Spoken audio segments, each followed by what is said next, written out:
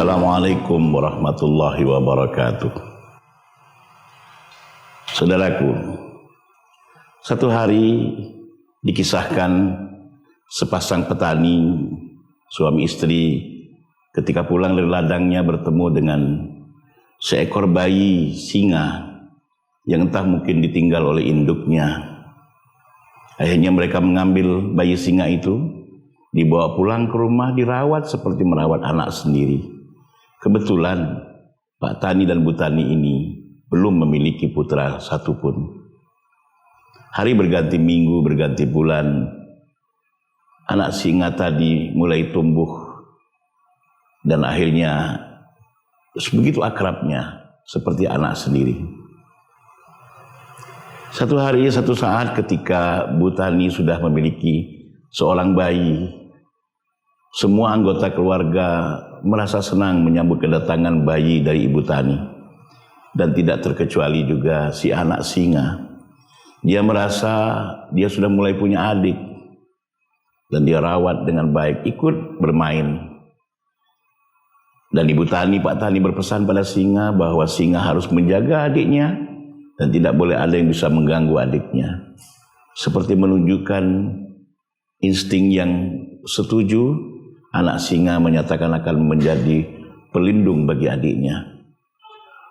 Ketika suatu saat Pak Tani Bu Tani meninggalkan si anak untuk pergi ke ladang, bayi itu ditinggal dan disampaikan kepada singa untuk menjaga adik bayinya.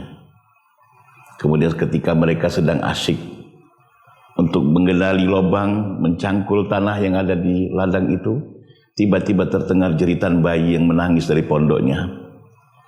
Suami istri itu saling berpandangan, ada apa gerangan di sana. Akhirnya mereka bergegas untuk pulang, untuk melihat ada apa yang terjadi pada bayinya yang sedang ada di rumah itu.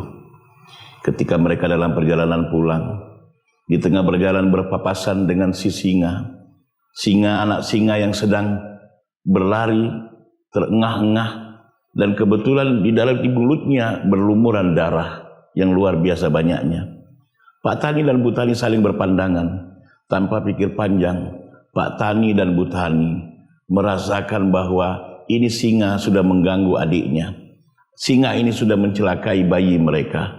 Tanpa berpikir, Pak Tani mengambil cangkulnya. Dia pukulkan cangkul ke atas kepala singa. Bu Tani juga ikut merejam, ikut menganiaya anak singa. Akhirnya anak singa itu tewas di tangan Pak Tani dan Bu Tani, bapak ibu angkatnya. Kemudian setelah melihat singa tewas, Pak Tani Bu Tani bergegas pulang ke rumah. Tapi apa yang terjadi ketika mereka sampai di rumah, yang mereka lihat adalah bayinya sehat walafiat. Di sebelah bayi itu ada seekor bangkai ular yang sudah mati berlumuran darah.